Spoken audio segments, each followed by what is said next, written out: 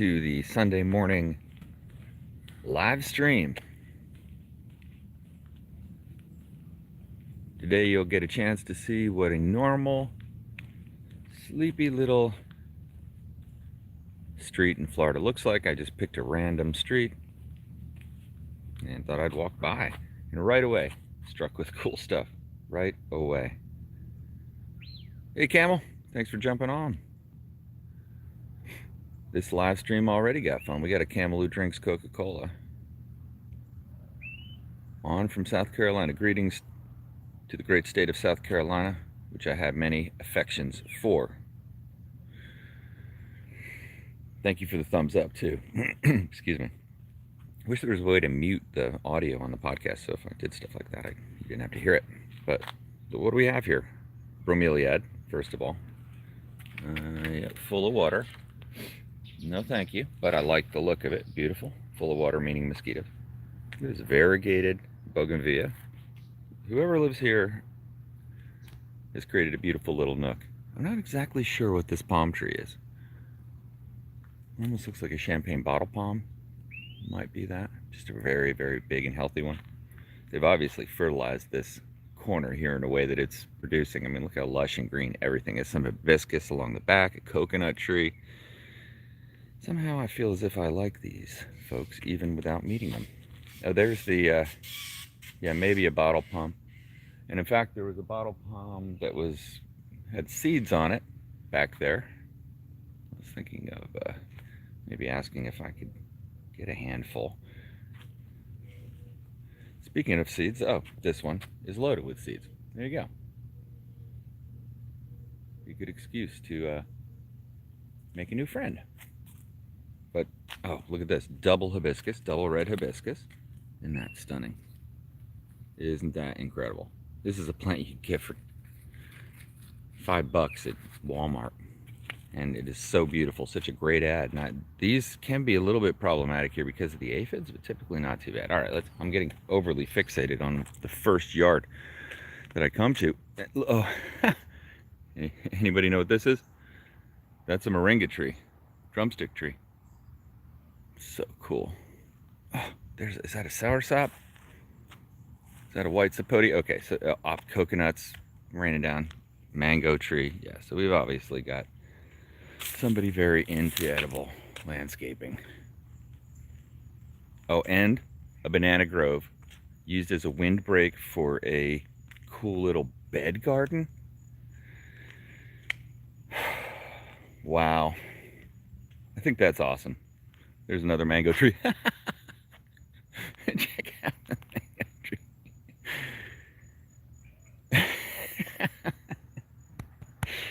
I look at that and I just see myself in it 100%.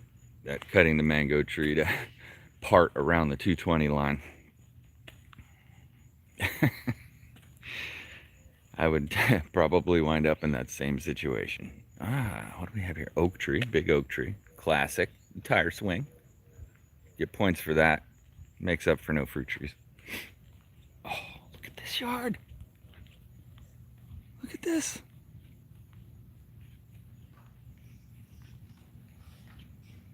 That is so cool. Crotons. See how they use the color? Very cool.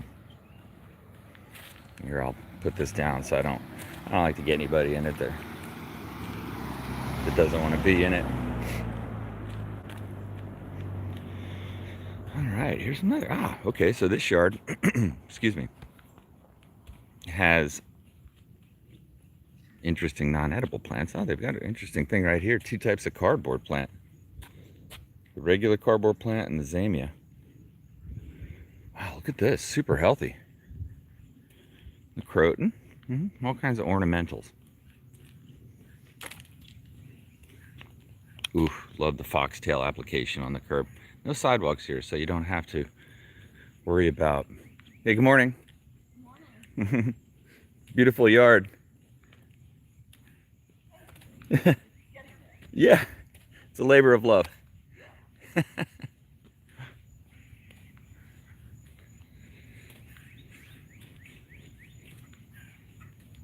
right. happy neighbors out tending to the yards. But you can see every once in a while you get a yard like that last one where they've decided to go au naturel and basically turn their whole front yard into a grass-free zone. You saw a couple examples of that already. I like to have a little bit of grass, and it's easy to hate on the grass. However, I noticed that the bunnies love to eat it, the chickens love to eat it. Our grass is just like this grass here. Well, not as healthy as this grass. It's really nice. But, except I don't use any fertilizers on it outside of bunny manure. Oh, I like this. This is a cool setup, isn't it? A few slash pines, big ones. Far enough away from the house. It's not, oh man. The massive Washingtonia there right next to the house. Oof, that would make me nervous. Thing comes down in a hurricane, we're in trouble. But look, they've made this really nice bed. I like the way they use the natural lines here. Have a couple coquina rocks they had brought in. Notice there's an angel.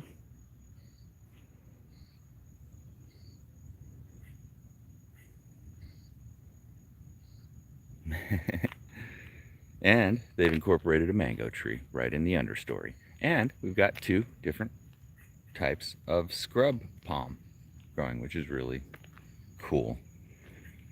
Yeah, I noticed they are producing the seeds right now too. I see seeds on them all around. That might be an interesting thing to explore. Moving forward.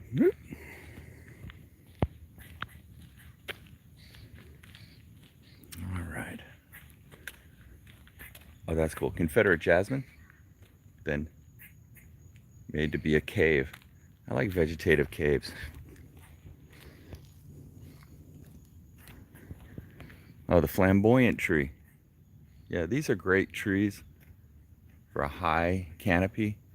Look, they bloom for a short period of time. They get that kind of sloping architecture in the limbs. No blooms on it now, but just a really cool tree, very iconic. Hey, good morning.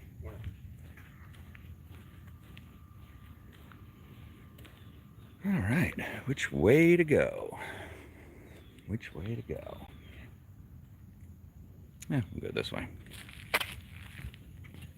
This is what the Walk and Talk podcast is all about. Just walking and talking. And then if I'm really lucky, somebody will tip the talker. That idea just, I don't know. It's bizarre to me. Tipping the talker. All right. Yeah, YouTube has all of these different features that you can use. That's one of them. Check this out. Crotons, little croton. I like the color it adds. Sometimes even beachside, we get this canopy effect. Hard to maintain, really. It's pretty cool. Sea grape hedge. It's like we're putting out the yard waste big time. Not trying to hate on the yard waste, but I was in that situation not that long ago, where I was putting out probably much more than this amount of yard waste. And now, due to all the composting stuff I do, I hardly have any yard waste. Oh, look at this. Oh, that's cool. Tourist pineapple. Look at the size of that thing. Anybody hungry? Lots of videos on the channel about this, the tourist pineapple. But what a cool plant. It is loaded with those pineapples. You can't eat them.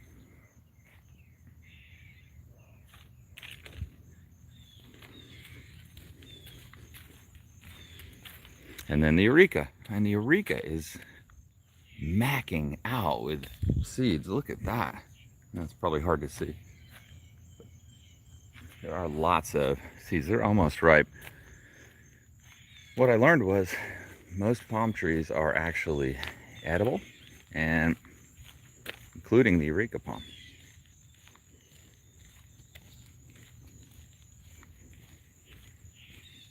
And then here we are to a much more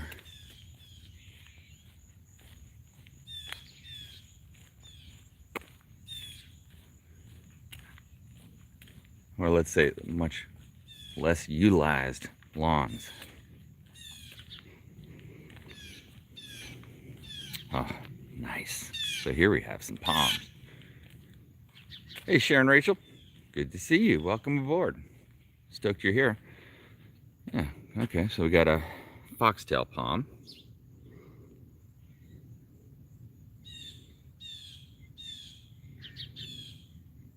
Okay, Cam Long, I saw your question. I'm going to get to that.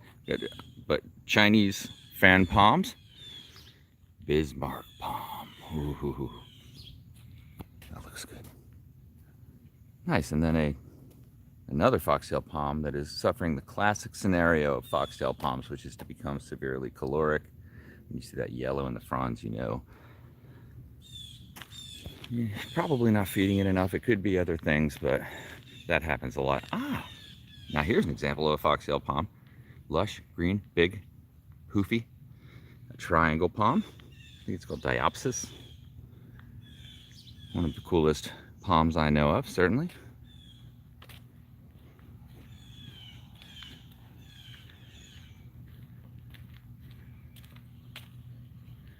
So, yes, a lot of palm seeds you can eat. One that's known for eating is the Pindo palm, which I've eaten quite a lot, and it tastes like a pineapple banana-ish flavor. Really, really good.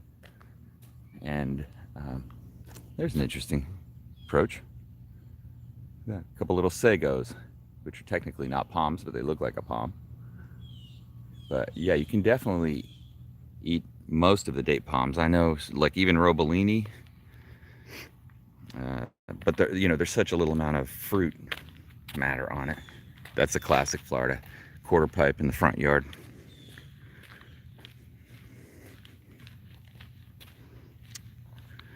Skateboarding.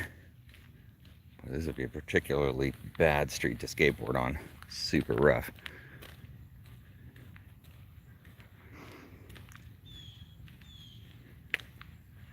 There comes a point in every man's life where you realize that the hospital expenses are more than you're willing to pay in order to skateboard. Or maybe not everybody has that problem. I did. I had that problem. So yeah, a type of exotic fruit you could grow up in like a zone 8 where you're going to get some amount of touch by freezing. Something exotic. So I'm thinking of the camel question earlier. You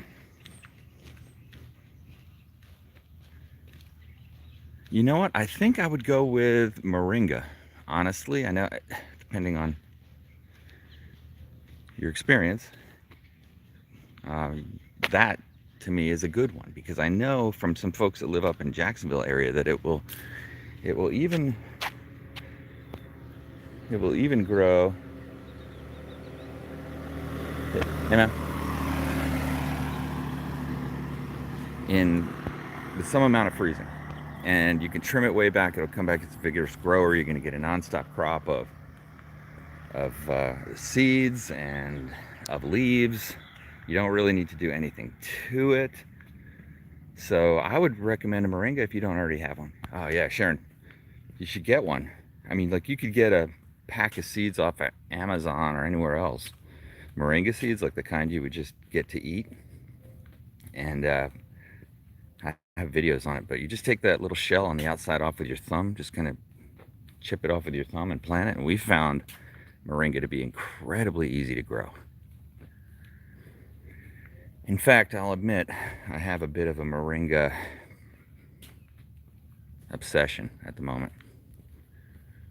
Yeah, Camel, you should get that moringa in the collection pretty quickly. just because it's so easy. And if you're up there in South Carolina, you'd want to give it as long a time as possible to grow outside. Although I know you probably, well, it depends on, South Carolina is a big state where you are. My sister had lived in Charleston. Now, they didn't get a lot of cold temperature, but definitely had freezes.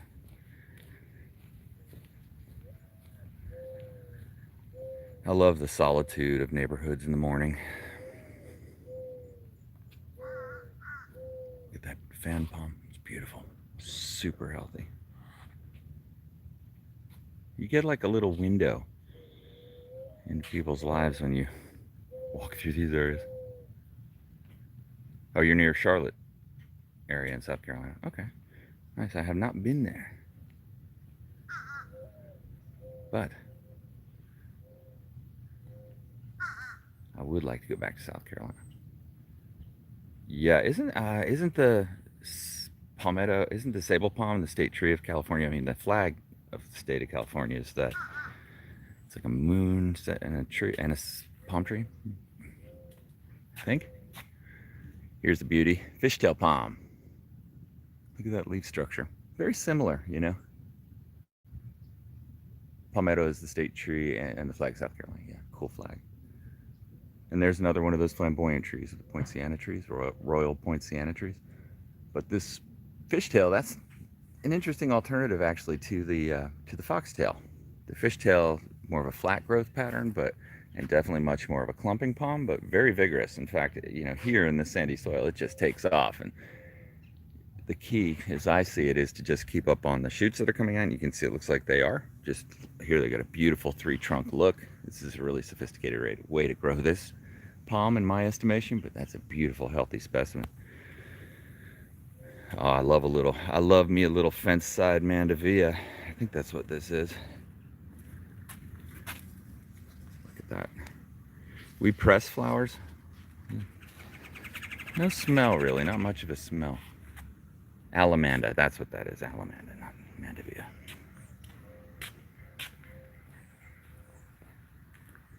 Ooh, did I hear chickens?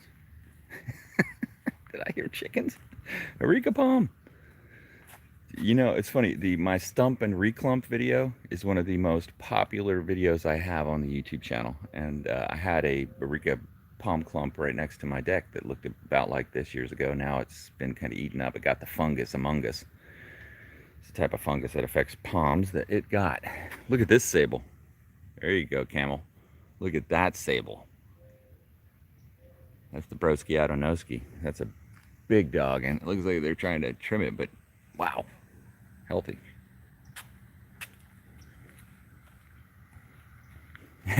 Yeah, you grow some coconuts in Egypt, I'm sure. Right along the banks of the Nile.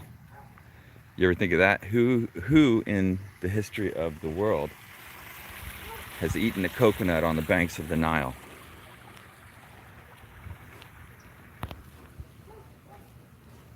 I think the list is quite long, probably.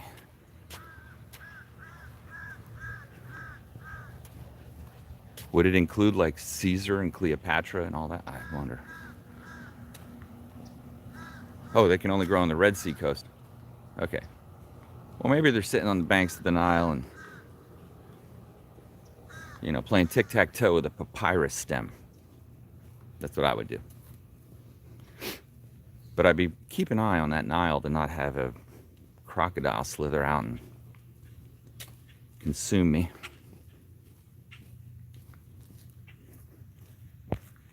We have plenty of alligators around here. In fact, the alligator situation is pretty wild. If you go out on a freshwater lake around here at night and turn on the flashlight and you just see hundreds of eyes. Oh, Alexandria. So it gets in the 60s where you're at.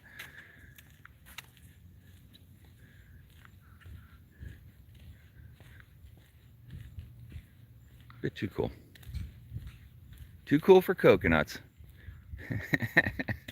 Is it really too cool for coconuts? I mean, after all, I see people putting, that's right, Sharon. I see people putting bed sheets on their coconuts, little warming lamps. But yeah, I would not do that. I don't recommend that. I think you apply a certain brand of neuroticism to your landscaping by doing stuff like that that there's no need to, because you can always just go get another coconut tree. I actually picked up 4 coconut trees. Oh, here's another one of those poincianas. Another Areca. So you're seeing, some of the things that work around here. More coconuts. Ooh, this is the classic car coconut. Experienced worldwide. This is a worldwide phenomenon, where you plant the coconuts next to the driveway. It's far enough off. If you plant them right next to the driveway, you can potentially get the old coconut palm dropper.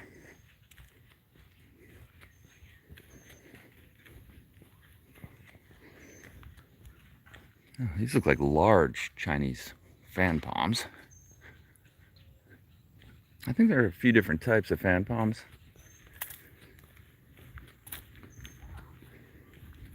Seems like there are varieties that have more of a grayish color. I've been considering doing a series on palm trees. Oh no. Oh no.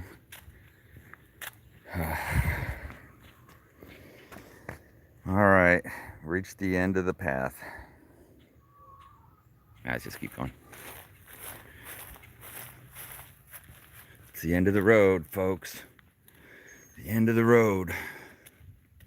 I was reading a quote. I was reading some Friedrich Nietzsche the other day. Examples of things I do that nobody wants to hear about, probably, but man, that's like swimming in an ocean of ideas that are so deep. But one of the things that good old Freddy Boy said was, there are no beautiful things without terrible depth.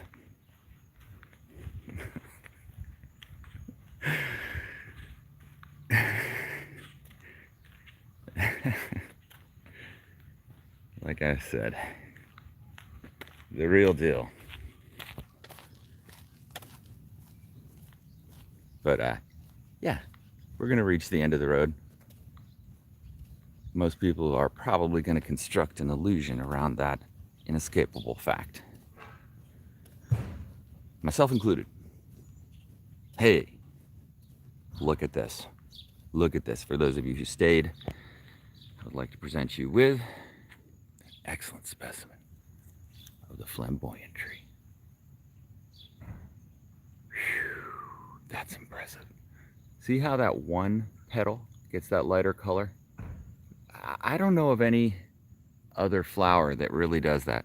It has the look of maybe like a tamarind, very graceful. And this camera is not that great for the live stream. The camera's actually okay. It's the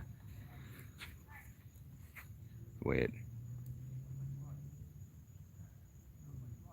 Jacaranda family? I'm not exactly sure, but I'm gonna look that up afterwards. Yeah, it is super pretty, Sharon. I totally agree. They're easy to grow from seeds too. Oh, here you go. Look at that. The bean. The mean bean.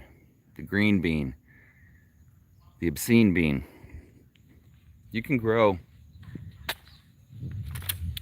Yep.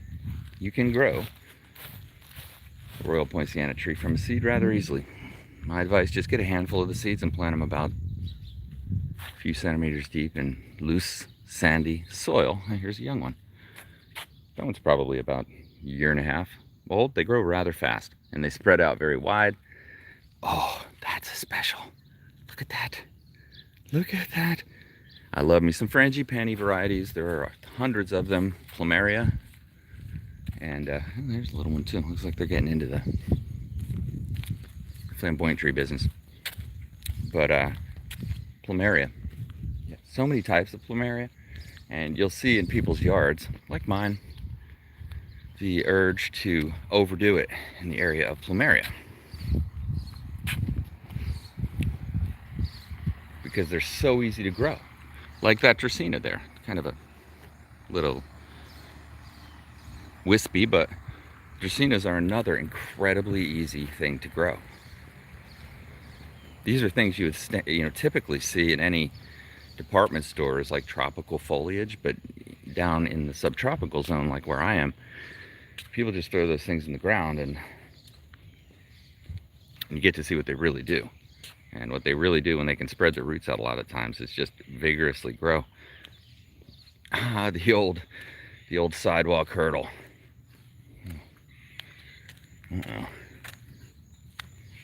Go around that. I almost had a trip to go out red snapper fishing today.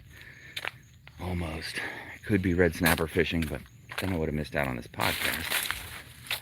This is red snapper season in Florida, so that's a big deal for people who fish in the ocean here, myself included. But then the friend I was going to go with, he called me and said, hey, I decided to sell my boat. We're not going out tomorrow, but let's go out on your boat. And my boat is a little tiny micro skiff, which is awesome. I love it. But I was thinking about, when I was getting ready to go out on the boat with him, the idea that, wow, I'm glad I don't have to deal with that boat. 28-foot Mako offshore boat. And he was talking about the batteries running out of power and all kinds of things, problems he's been having. So I just told him, yeah, I'm in. But I'm bringing my EPIRB. EPIRB is emergency distress beacon you can trigger if your boat sinks. And I only say that because this particular person already sunk one boat in the exact spot that we were getting ready to go out to. So I figured, why not? Fools rush in. Ooh, another Eureka. Interesting thing where you line a property line with Eurekas. They do actually make a very good screen. And another example of a very, very common palm tree, the Eureka. Oh, looks like we're going to pasture here. Oh, those my bunnies would love to have a grass patch like this in the front yard. Holy moly, we'd never have to buy hay again. What do we got here? What the heck is this? I've never seen this before. Wow, what are those? Eat Your Backyard Nation, if you know what this is, please tell me. This is fascinating. No idea what this thing is. I want to say like a natal plum, but it's not. Pearl onion plant, that's what this is? Pearl onion? I don't know. Wow, that's cool. Oh, Florida blueberry. They've got some cool things in here. Those little butterflies like that blueberry. And we had a little rain yesterday. I might as well round the bend. Everywhere you go, there's something cool. Look at this. Sea grapes. Not ripe yet. Edible? Delicious? Yes, I know what you're going to ask. I said the same thing. Can you make wine out of the sea grapes? Why, yes, you can. And it would not be hard to find enough of them to do that. Look at how healthy these sea grapes are. Man. They actually taste pretty good. It's just a high pit to fruit ratio. And then here's the Robolini, curbside Robolini. Loving the Robolini. One of the coolest things about the Robolini, it's a miniature date palm, is the trunk. If you look at that trunk, you're going to probably be impressed, like me, that such a thing can exist. Hey, good morning. Isn't that incredible? I have a video on how to kind of get it to that point. It's going to get to that point naturally, but what I mean is they'll typically produce a lot of this stuff, and to get that cleaned out and not to cut it so that you leave these long things sticking out. And anyway, there's a way to do it that get maximum awesomeness. Robolini, another super common palm I love. All right, let's keep walking. Keep walking. Ah, Caribbean variegated agave. I'm like a dictionary filled with useless information. Well, I use it. I use it actually to be happy. Hopefully it has that same effect on you, but Lyrope. Madope Lyrope. Poto something? Shrub? Not a fan. Okay, here we go. The sidewalk hurdle. Gonna jump it. No. Again, we've reached the end of the road. More sea grapes. It'll be a sea grape harvest for the ages here.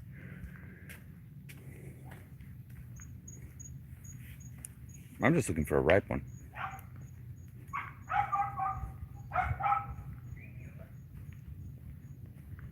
We got a distressed doggy.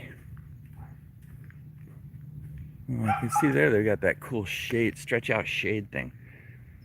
Gotta get one of those. We actually had a tornado touchdown right next to the house. Oh, this is super cool. Cooler than a tornado touching down next to the house. That is fishtail palm seed pod. Look at them. They're almost ripe. Wow.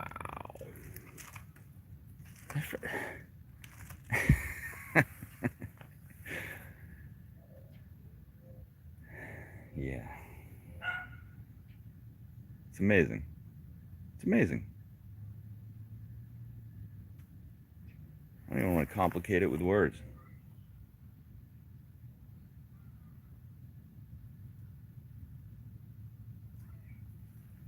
Fishtail palm seed pod. That's the way to grow them, folks. I'm gonna have to come for a walk around here later, bring some sugarcane cuttings.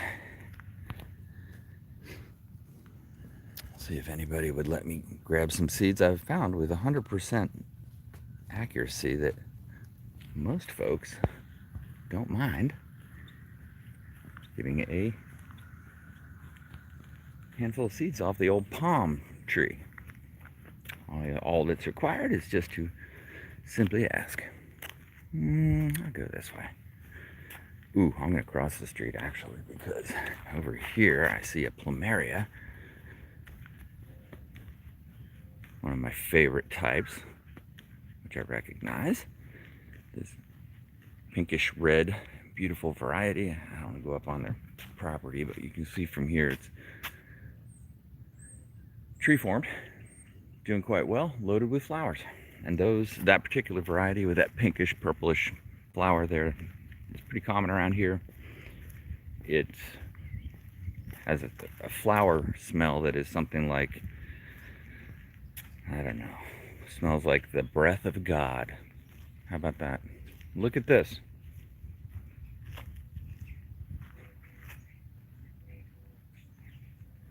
Very cool. Very cool. Fishtail palms, super vigorous and healthy, with a nice bed extended out. And then, hey, welcome back, camel. Yeah, I wonder what it is they're sharing. I'm not sure what it is either. So you and me both. Unclear as to the exact identifier. But you know, a weird thing, when we name things, of course, I believe we are automatically limited. So, for me, you know, you can be trapped by language into a much smaller box than you might have been. I'm going to keep walking.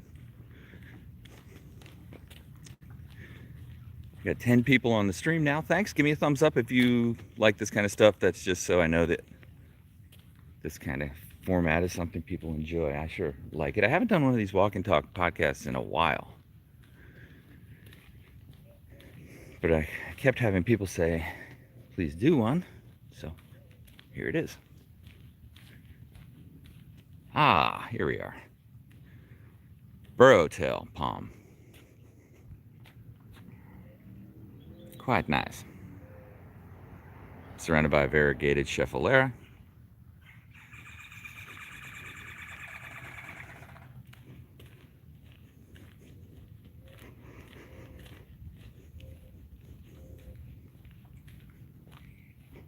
Yeah, lots of seeds this time of year for palms.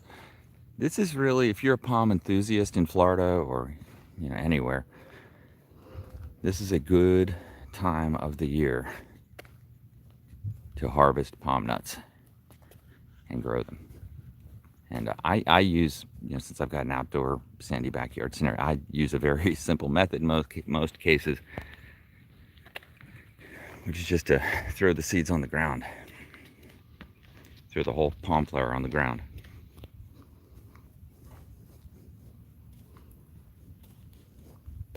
Oh, thanks, Sharon. Do I offer classes? I was thinking about doing that.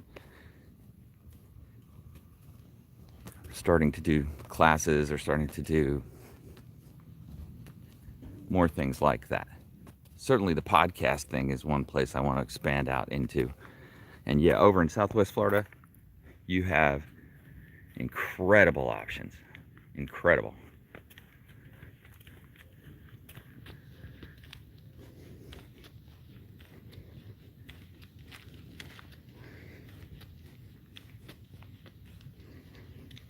Bismarck getting ready to seed.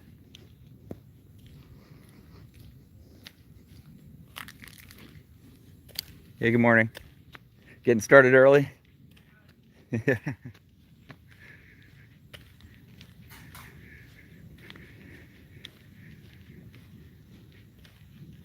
Oh, Clusia. That's an interesting plant, Clusia. I kind of has a similar leaf too. It's not edible. Interesting. I just saw an interesting croton as well. Here we are. Oh, look at these little guys. So I like to tell Jack, look, chickens.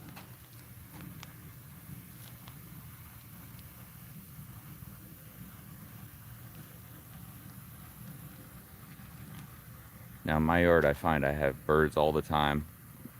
These birds do come into the front yard, but I think they like to spike those long beaks into the ground and pull out grubs. And if you look at this yard, you can tell they probably got grubs because of this spottiness. Sorry about that.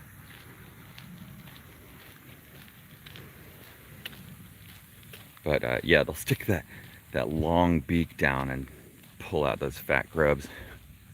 Oh, here we are. Look at this, a gem. Oh, this yard is awesome. This yard is awesome. A canistel tree. There's a good exotic one, canistel. This is one I want to get to, and it is loaded with fruit. Nice. Looks like an everbearing mulberry tree, probably.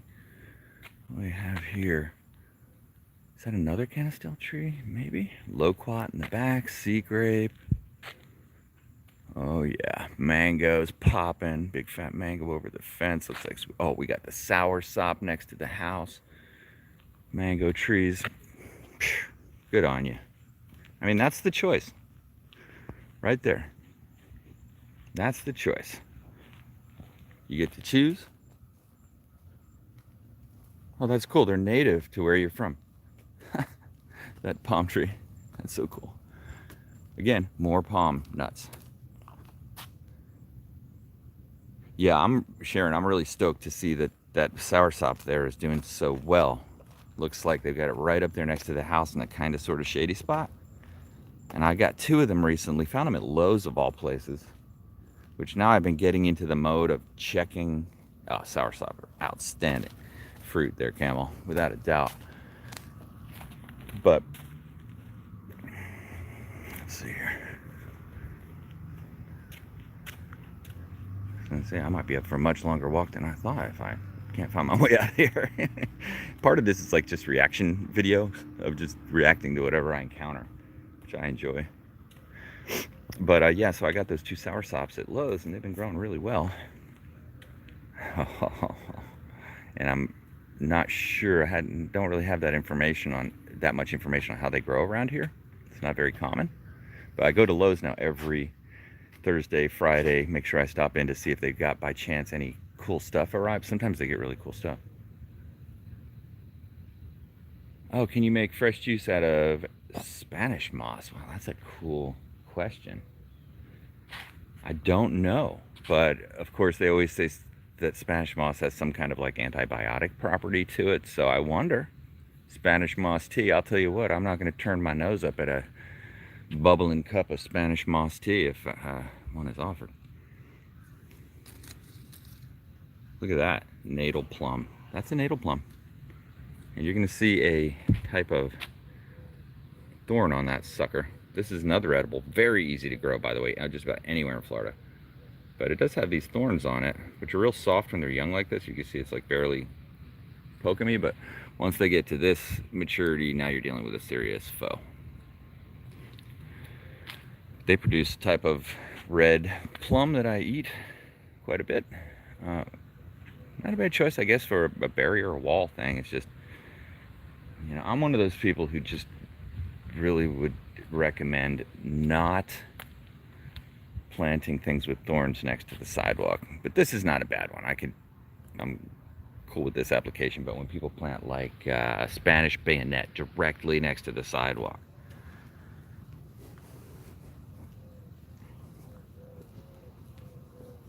fresh Irish moss juice. Well, uh-oh. Well, there you go. You don't see that much.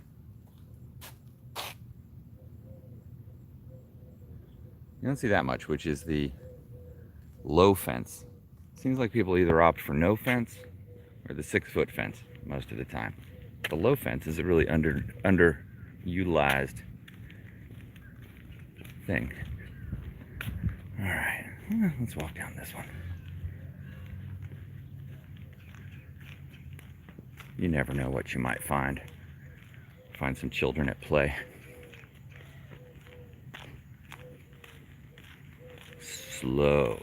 Slow children at play? Why are they slow? They should eat more moringa. They might speed up a bit. I'll tell you one thing.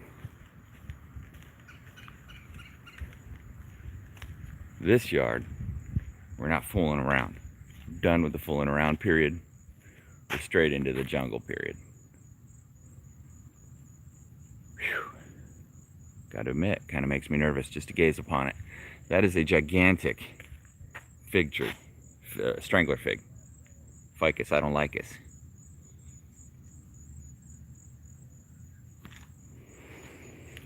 And various things that have been overgrown.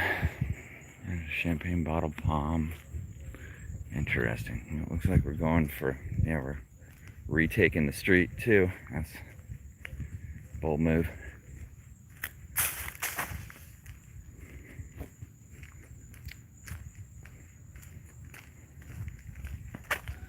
Oh, bold and beautiful. Ah. Mangoes, fresh, ripe, front yard mangoes. And another mango tree even closer to the curb. Got to appreciate people's game, being willing to plant those mango trees in the front yard. And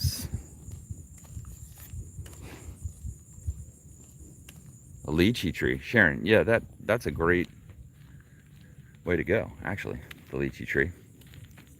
But talk about a tree that, for me, has been difficult to grow. It's the lychee. The longan is a little easier if you want to get into the lychee family of trees. The longan will grow a little bit easier, but I don't think they're the same level of fruit producer, meaning the fruit isn't quite as good. It's still good, but the fruiting is not as often. Oh, there you go. A little yucca plant. Planted far enough off so it's not going to poke anybody. Very nice, very nice. This walk, really, one thing is stood out here is that palm nut time.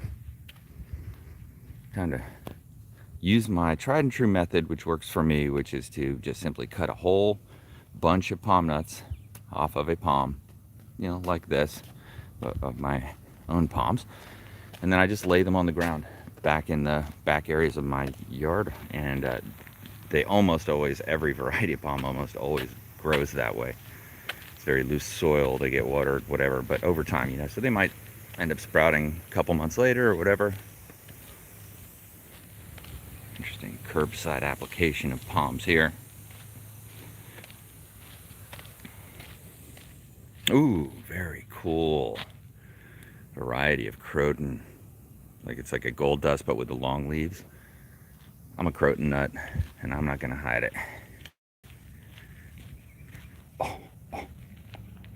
Date palms? Who was asking about date palms? I wish somebody was out front so I could ask them if I could pick one. Look at that. Yeah, Sharon. Look at this. Date palm. Loaded with ripe orange fruit. I wonder what that tastes like.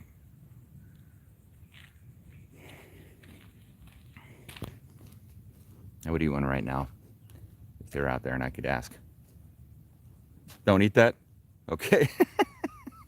Well, you might watch me get poisoned by a palm nut right on the internet. More coconut trees.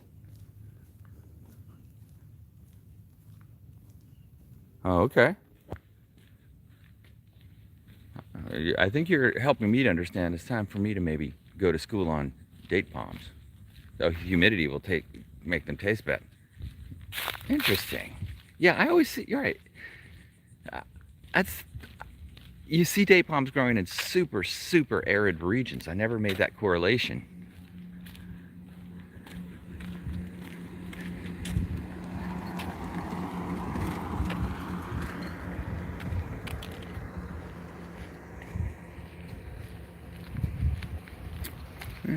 Go down this way. Why not? Yeah, lots in Palm Springs. Yeah, which to me seems like a very arid region. So the humidity affects the fruit. Definitely buy that. You know, to see the effect of water on fruiting to me has always been fascinating. Of course, plants require water for fruiting, but you can definitely get to the point where it's too much fruiting. You know, like where the fruit will bust a seam, so to speak, become too water rich. I think we got here in Orinoco. The old Orinoco. Be very careful not to film into the backyard, but just on the edge of the fence here. Yeah, those look like Orinoco bananas. Another palm. Oh, there's another one. Okay, so these are actually excellent type of banana for right there. I would have picked a taller one, but I like those. I saw 3 hands of fruit on those bananas. The banana clump. That's really the way to go, to have a clump. Sad to say, I had to relocate my mature banana clump that was producing something like a hand of bananas perpetually. And yeah, well, I had to move it because I built a chicken coop. By the way, I am working on the mother of all chicken coop videos to come out. It's just I've got so much video content, figuring out how to get that all into one video or what to do. But I built a chicken coop. That was fun. But in order to do that, I had to clear out an area, move those bananas, but now I'll be out of the banana business for the foreseeable future until maybe they grow again. But they're all growing again everywhere, and it occurred to me, well, I could literally go bananas, like big time bananas. I'm thinking actually putting the bananas in the front yard at this point as well, because bananas have just proven time and time again to be a very strong grower. Oh, look at that. The ficus tree. The ficus, I don't like us. Ficus, I like us in a pot. Ficus, I like us for bonsai. Ficus, I don't like us for the yard. And the reason is, well, they just, surprised this driveway's not cracked yet. They'll send out so many roots. And those roots will get into everything. If you got sprinklers, if you've got underwater pipes, if you've got underground electricity, that ficus is a destroyer of worlds, a literal Shiva of... Yo, Rob G, welcome aboard. Shock up, bro.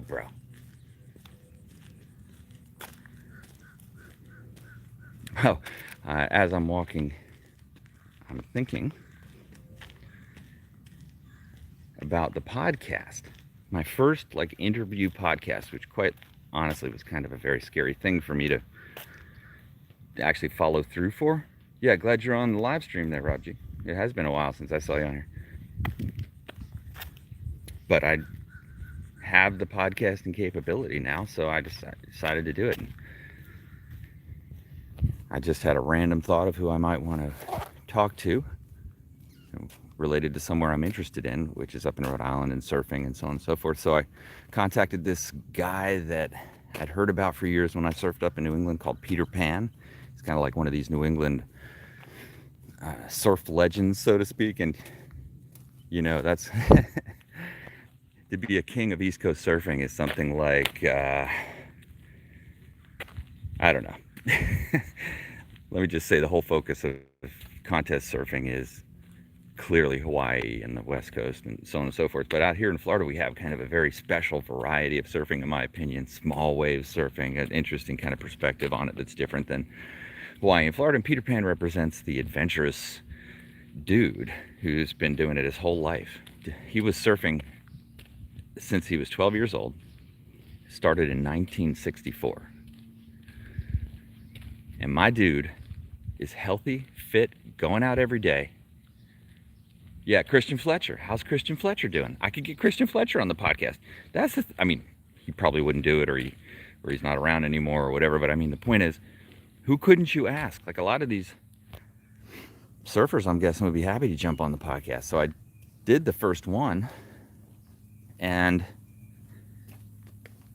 it was so fun. So fun. I couldn't believe how fun it was. It was also a little scary, you know, because you have to really, when you're doing that podcast thing, to present yourself in a way that is actually you, authentically you. This is what I try to do in all these podcasts, it's just, and all these live streams too, it's just to give you exactly who I am. No BS or anything on it.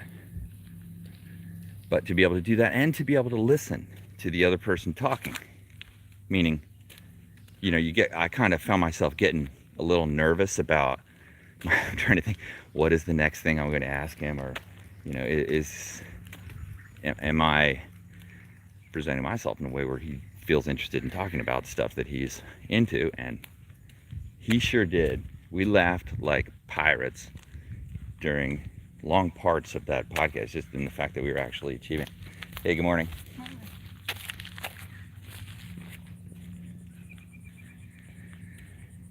And yeah, so we did it. We looked at drone video I had of flying over the surf that I just got out of the water from surfing an hour earlier, little tiny dribbler waves that I love, and had an incredible conversation. Made me so stoked on wanting to do it again. So now I'm into the podcasting thing, and quite literally, you know, if you've got something interesting to talk about related to the stuff that, you know, I've got on these channels, I'm open to doing a podcast with you.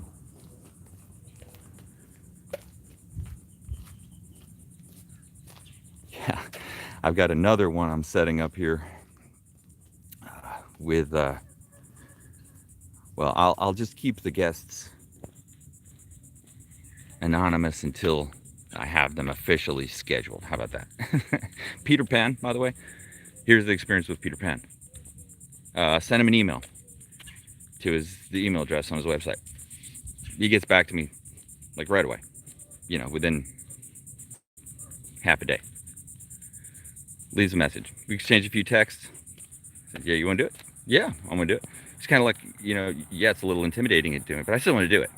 That attitude, man, Earl Nightingale talked about this a lot. But, you know, the field of diamonds under your feet. But the story of this guy, this farmer who goes off into the mountains to mine for gold and sell everything, and doesn't find any. And when he comes back, he realizes that there was gold right under in the fields he was farming, under his feet. He just never looked there. And for me, that's kind of the podcasting thing, is to find that gold. Expand the network a little bit of cool people, interesting people. I find when I do that, oh, that's so cool. Yeah, Rob, I thought I'm going to talk about that in a second. But yeah, when I do that, when I expand out and just dare to do stuff that I'm incredibly uncomfortable or nervous about, like, you know, maybe a podcast, doing that for the first time, so many things go through your mind, that it's positive. It's a positive experience. That I learn things, it motivates me, you know, and actually neuroscience wise, when you are exposing yourself to, you know, novelty, new experience, you're generating, you know, actual chemicals and proteins that are what the brain growth actually, practically speaking, physiologically is. So what I'm saying is the comfort zone ain't going to be where you grow. I find myself, whenever I start feeling like, oh, I'm nice and comfortable, it makes me immediately nervous.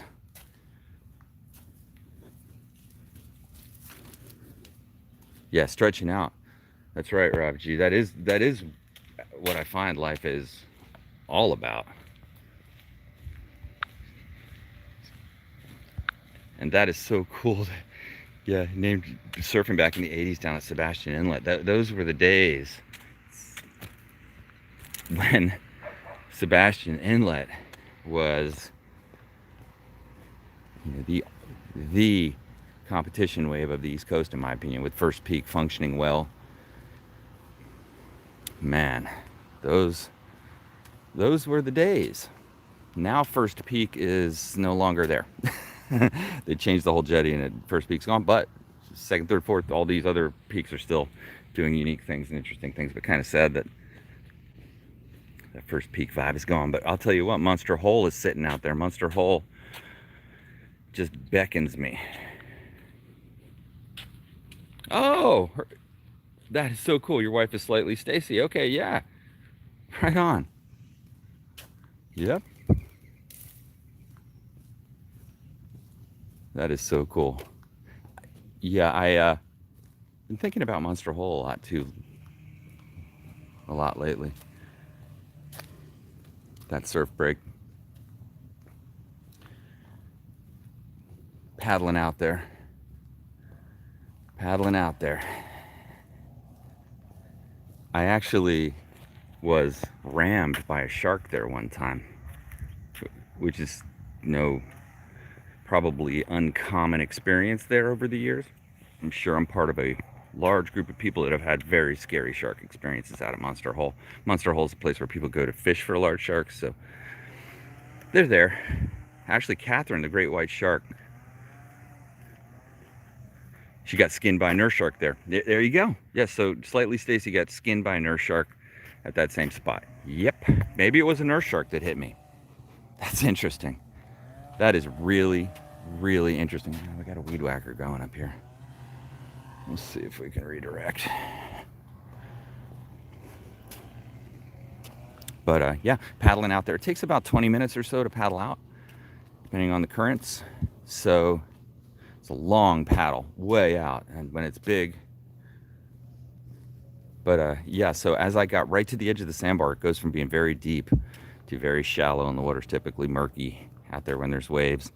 And yeah, a shark came right up through the, I saw it just before it got to my arm, and I moved my arm, jerked it, just like involuntary motion. Hey, good morning. And yeah, it hit my arm, and it skinned a little of my arm, and actually was the hardest I've ever been hit by anything, to be honest. I mean, it was like numb after my arm was after I got hit by it. But I paddled all the way back in. I started to actually shake.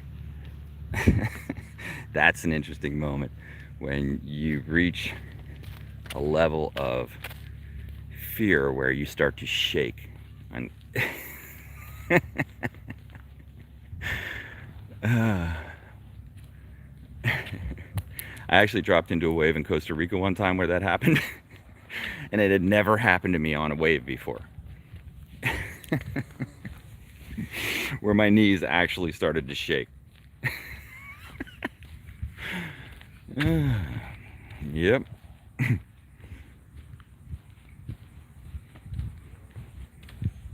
Oh, look at that sweet old truck. Holy moly. That's gnarly. I want one. What a treasure that thing is.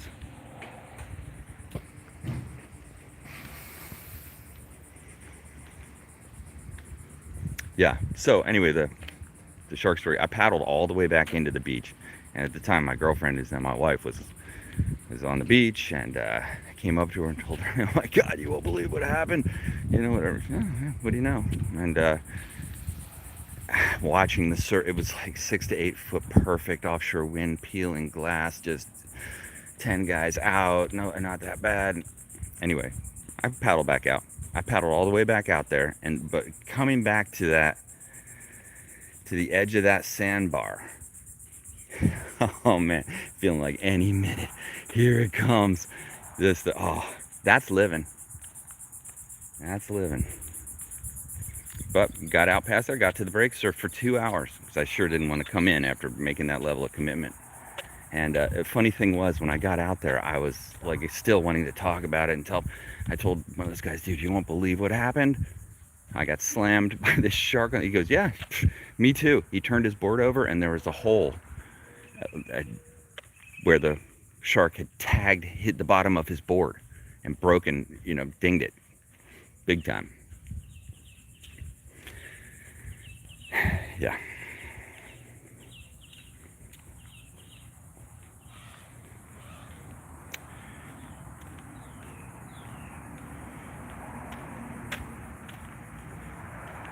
Yeah, well, we've got plenty of water wolves here.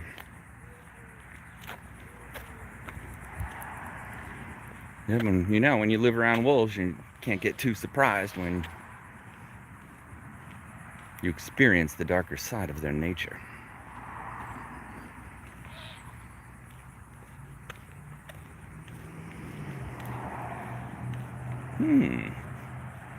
Bougainvillea. Ah.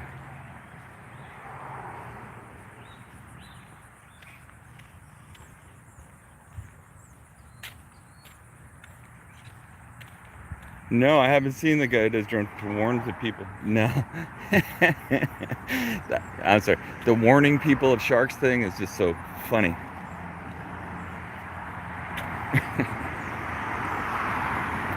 More cardboard plank. There you go. Oh, if I go in this parking lot, I could be trespassing, so I'm not going in that parking lot. Like, I'm turning around.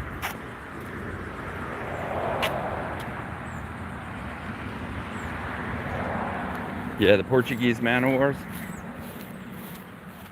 Yeah, I actually got, I don't know if you can see there, it's kind of reddish. I got tagged by a man o' war earlier this week. Jack and I were drifting and body surfing when wrapped in my hand. That'll wake you up. That is more effective than a strong cup of coffee to get you motivated. Yeah, what is it that, if you've seen that movie Fight Club Philosophy, the scene where he says, don't go to your happy cave. You're gonna miss everything. That's kind of how I see it. Not much to be found in the happy cave. When you have moments of fear like that, moments of fear, moments of pain, I always think, the test just started. Relax and stay present. Yeah, Rob G, what's the name of that guy who does the drone footage? That's interesting to me. All right, let's see here. So, yeah, lots of connections between the surfing stuff and my landscaping and edible interests. For years, I've been putting fish waste from the fish I catch into my yard, back into my yard. That was like my animal component for many years, was to use fish carcass, etc., to fertilize. And it works very well, but it's kind of impractical in the long term.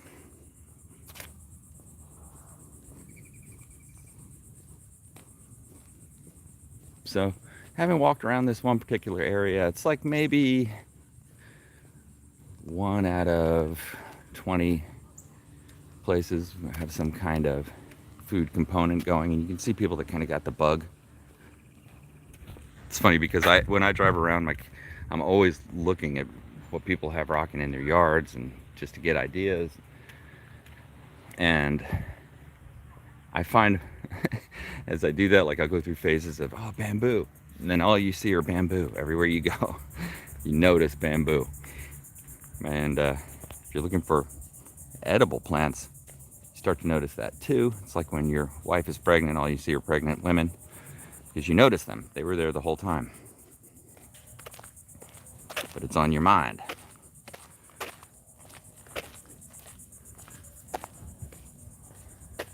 Interesting.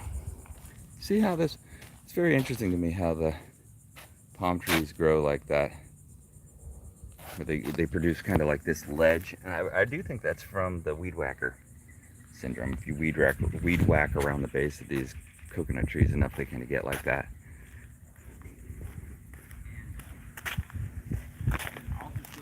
Morning.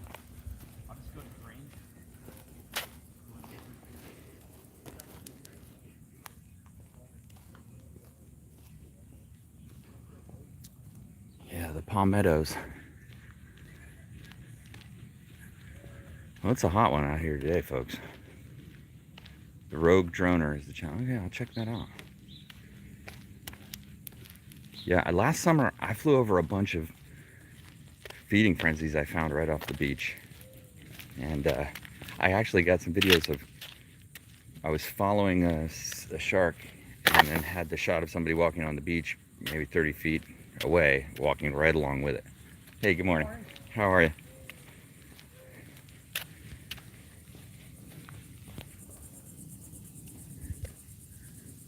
The sago. Good morning.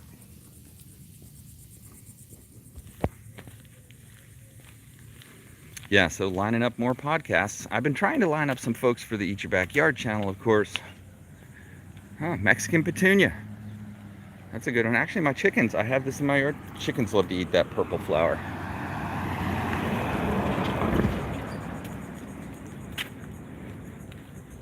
Found one gardening channel, permaculture channel up in upstate New York that I think I might be able to convince to talk to me. We'll see. Hey, James. Good to see you. Welcome. How are things going for you?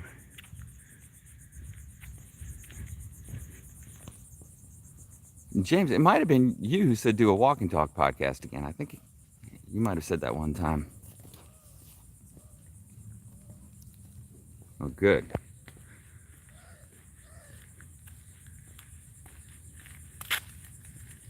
Yeah, I was checking out some of your recent videos. Pretty cool.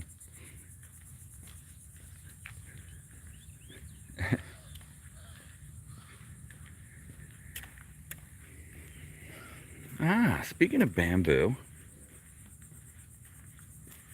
and you surfing with the tropical storm. Yes, I did. We did a lot of body surfing, oddly enough. Oh, look at this. Bambusa multiplex, I believe. Really smart way to plant this.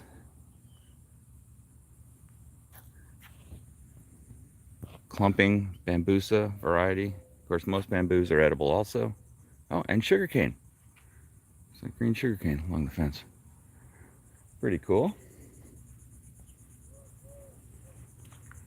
I went through a big time bamboo phase. Whoa. And had up to, I think it was up to about 12 varieties in my yard at one time. So yeah, I did surf. We were mostly body surfing, but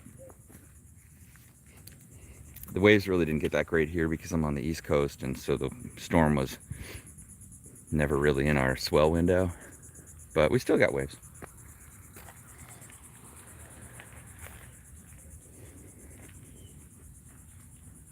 I find myself appreciating the small surf a lot the older I get. And this time of year in Florida, we're getting, oh, here are those little, hey, look, here we found the chickens.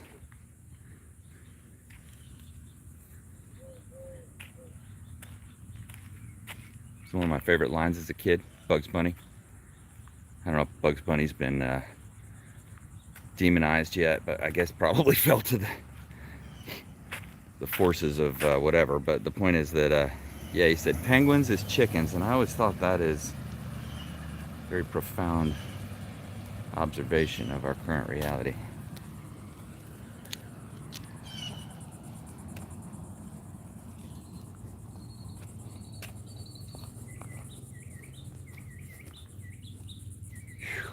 Oh, yeah. A couple crossing the street.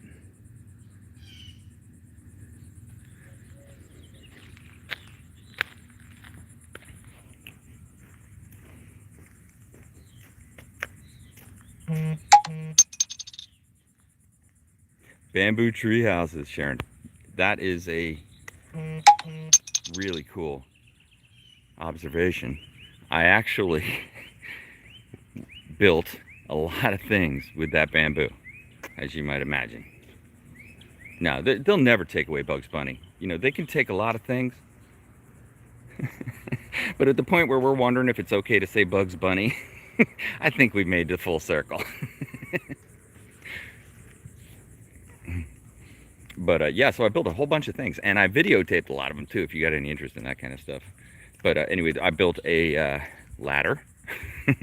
I built a bamboo bridge that my kids played on for quite a bit, up into kind of in the canopy of the fruit forest. I built, what else did I build? Well, those kinds of things. And I actually did a harvest video when I first, I'm wondering where I am. Well, I know if the sun's that way, that's west.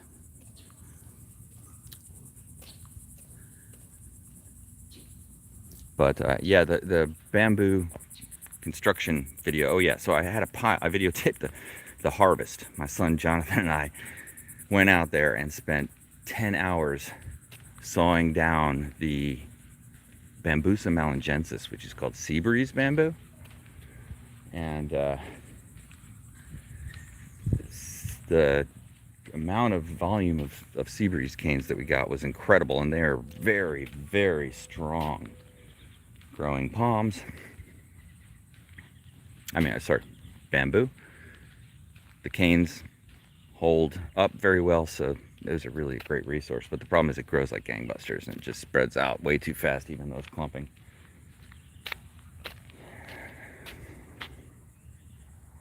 Where the heck am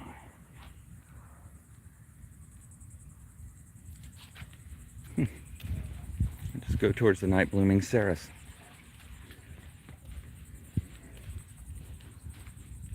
It's a cool little church. Sunday. Why is nobody at church? That is an actual functioning church. 8 and 10:30 a.m.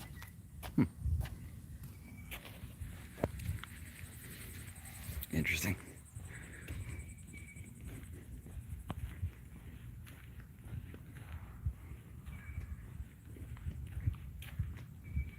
Yeah, night blooming cereus. Look at this cactus. Another very easy columnar cactus. What the heck is that? Oh, I can hear the bees. Whoa. Bees are loving this cactus flower.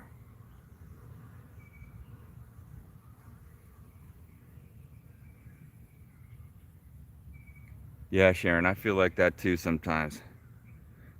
That's why I have tried to wean myself off of the news. Check out that thing. That's the news. That's all the news we need. We got a fat cereus prickly pear growing right off next to the street. Everything's still functioning as it should. I don't know if you can eat those. I don't know. I can tell you I want to eat it.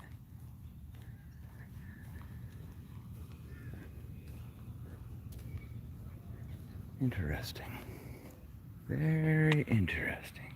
Sometimes these vacant lots. Oh, this looks like it's still part of the church. Yeah, so I don't feel like I'm gonna get trespassed if I walk on the church grounds. I don't feel like I'm gonna get trespassed anywhere. I'm just trying to be cool.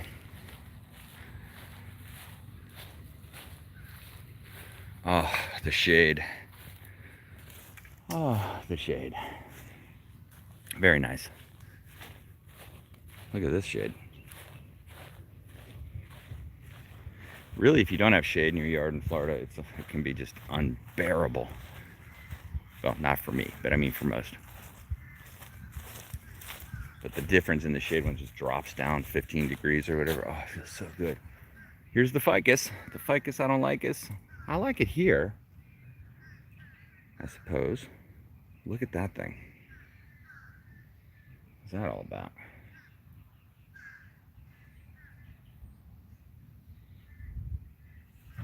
I'll tell you what it's about. Growing in a little pot, no problem.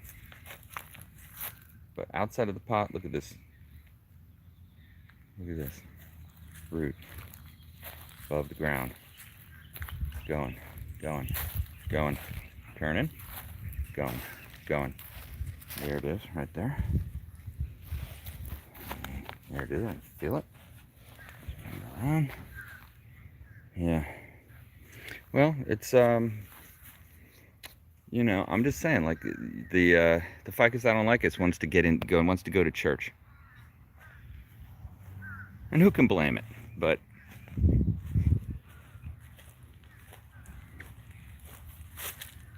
yeah, you know, you could call this the Robinson Crusoe tree. I could call it that. Well, just did call it that, but this,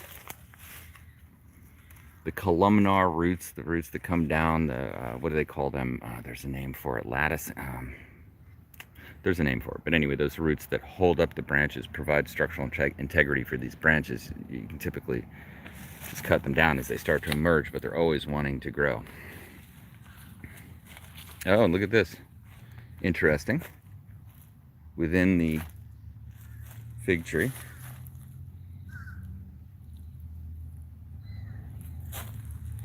there's a gnarly root system. Carrot wood, another non-native, but looks like we've got multiple carrot woods. We got a skirt of carrot wood trees. Yeah, the ficus, I'm not sure what denomination the ficus is, but it's whatever. This ficus is not clearly related to this church. That's really cool. I hardly want to leave the shade. What is that thing about comfort? Yeah.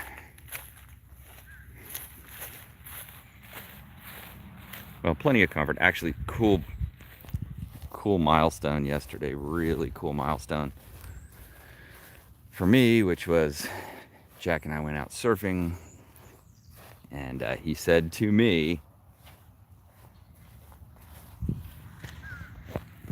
"Can we do this again tomorrow?" Now, if you have kids, you're into surfing or whatever, you know, you're going to realize they're not all going to be into it.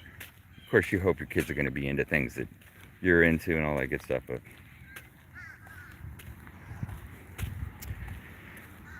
yeah, to hear that was the angel trumpets for sure. And so we're going to go back out there today. Here in Canada, you can't buy enough James palms. Can't get enough sun. Yeah. Yeah. It sounds almost dopey to complain about the sun for me, because I find myself doing it from time to time. But here, the sun will just scorch, absolutely scorch anything that's tender. So really the idea of getting up that canopy growth to some extent, or getting up that barrier growth to some extent, to the sun, to the salt, to the wind, to the factors that shape your yard, to me that's first order of business in Florida. But to have the shade in your yard is the commodity here.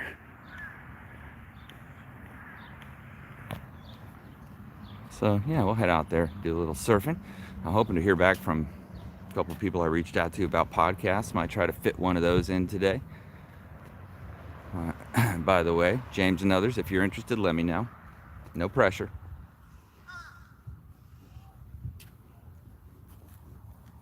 Yeah, I love the Florida sun. And I do also like the Florida sun a lot. Since I spend so much time, you can see I've got a level 5 suntan at all times. You know, it makes me very sketched out about the idea of dying from cancer. Something I'd prefer to avoid. I just went in, so I go to the skin doctor every 6 months. I'm not virtue signaling there. I'm just saying, like, if I didn't do that, I'd probably be in trouble. Okay, let's see where I'm at. Walk along the main road.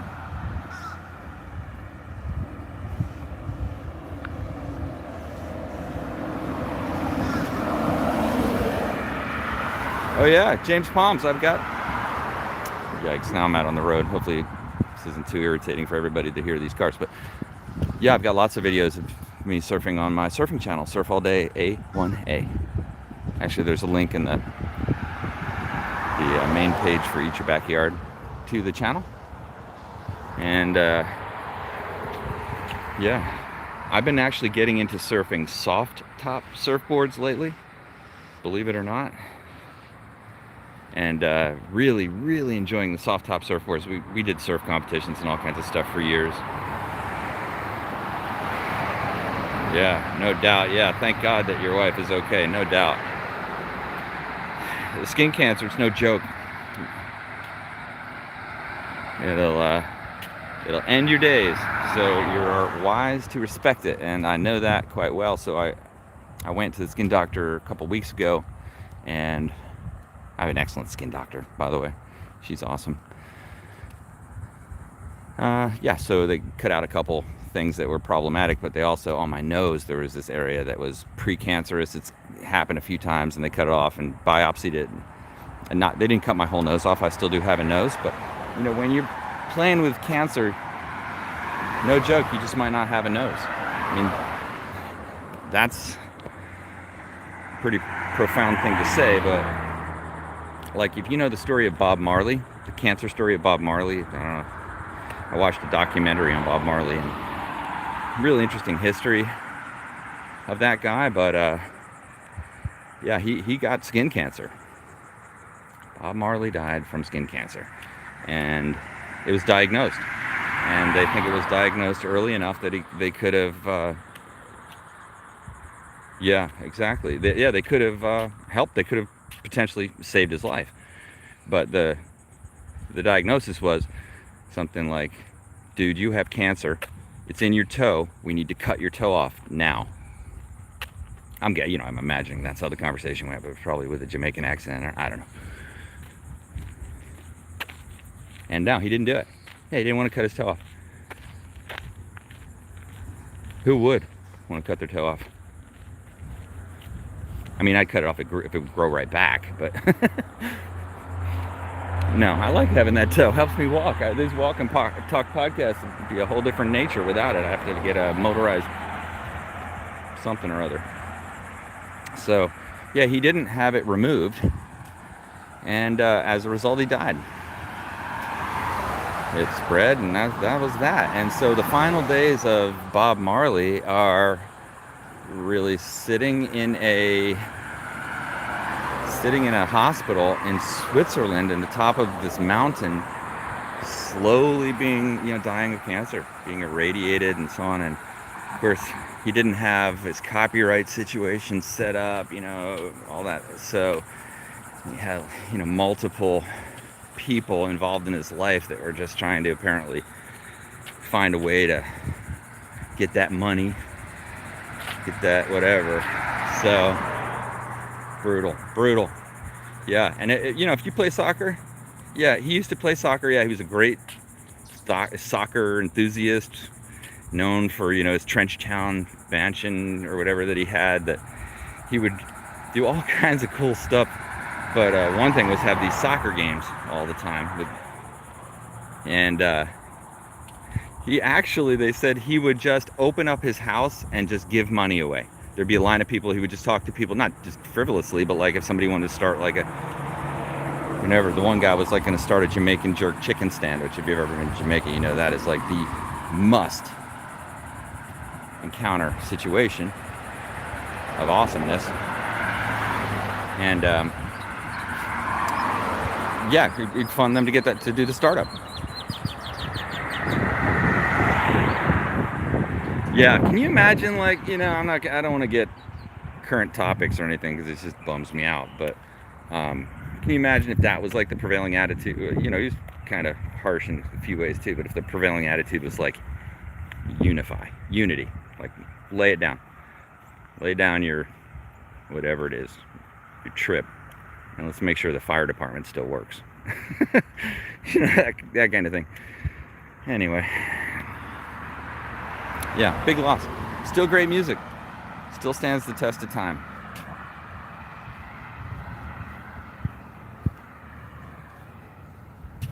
Wow, I walked far away. You know what? Let me show you one thing. Let me turn around. I know of one thing here that I want to show you. That is a type of bamboo called Hawaiian stripe bamboo.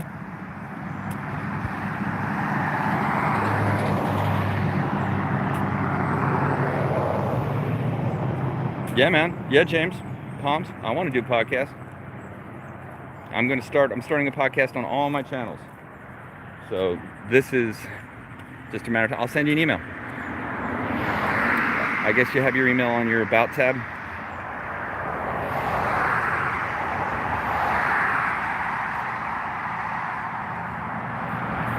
Yeah, you know what's interesting? Anyone can start a podcast, obviously, right? But I've been experimenting around with how to do it, and was able to pretty quickly get to a place where it works very well.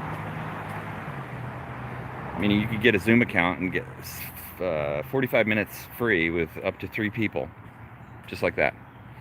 All right, here we are. Hawaiian stripe bamboo. Bambusa melangensis veritata. All the least charming qualities of an encyclopedia. You're welcome.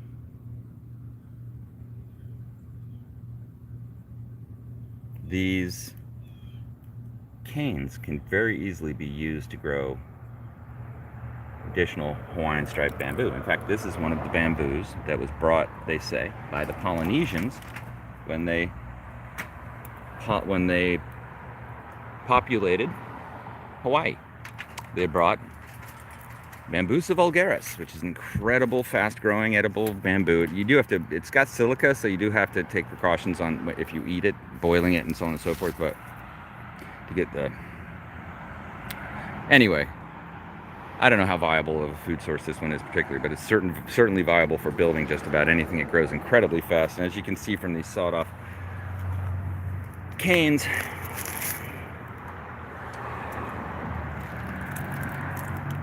watch when I get bit by a scorpion. You know, you can see how it grows. The roots on the bottom. It'll grow profusely from a cutting.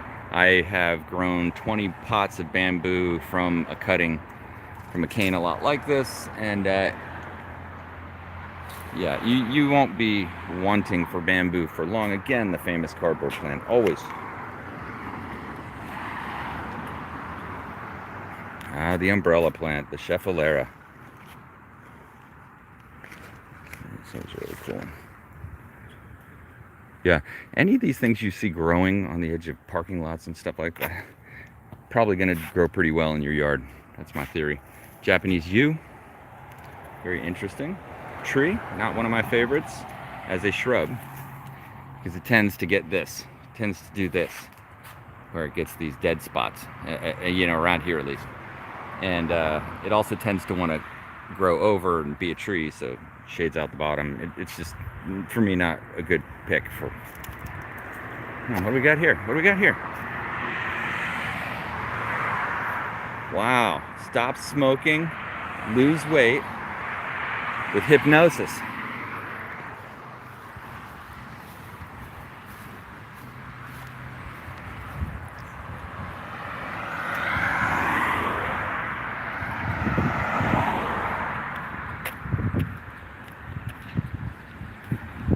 actually going to walk by a food forest up here that's in a vacant lot that I know of.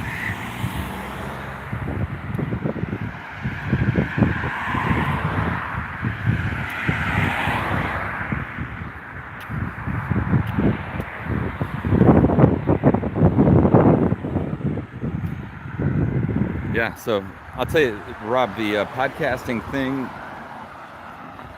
I think could be a really cool way to expand, especially connect a bunch of these smaller YouTube channels like mine and yours and others that are, I think, pretty cool.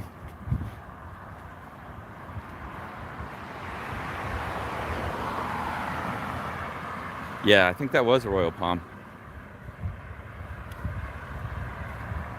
in front of the stop smoking sign.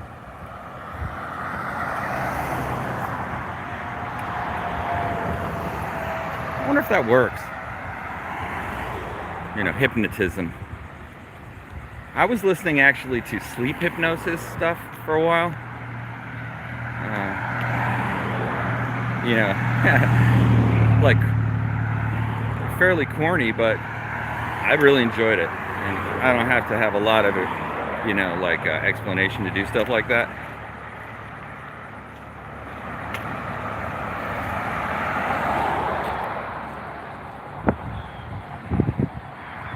Dutch Sensei, okay, thanks. They're sharing. I'll have to go check that out. You know, interesting when you hear like you have a doppelganger. There's a doppelganger.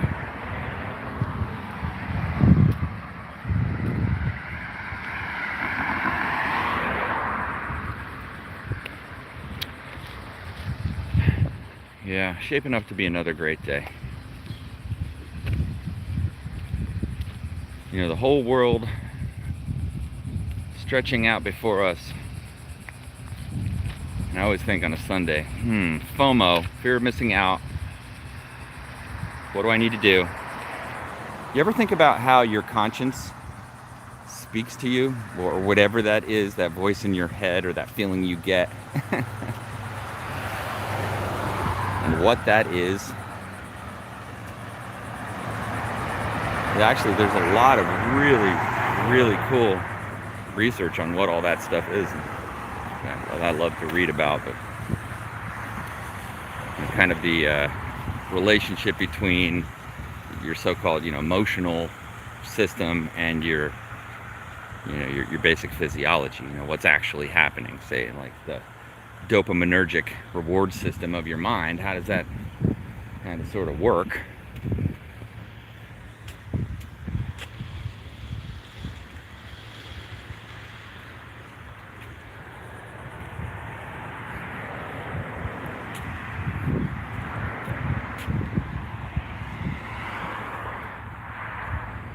Go through the backyard. More of these Royal Poinciana trees. Look at this. More palm nuts. That's okay. Yeah, that's a foxtail. Quite good. I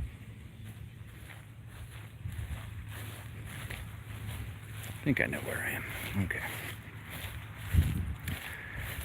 Well, so here we are. I think I'm gonna shut down the live stream. I appreciate everybody jumping on. It was super fun. Had a good time communicating with everybody. I hope if you're new to the channel, go ahead and subscribe if you made it this far into the video. First of all, thank you. I automatically like you.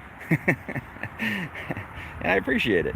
By the way, the whole point of this channel is just to inspire folks to grow their own stuff and enjoy their yard in a way that enriches their life. That's really the whole deal. So if you're getting anything like that out of this, get any kind of inspiration out of it, let me know in the comments. That always gives me a big return, big feedback on what the effect might be.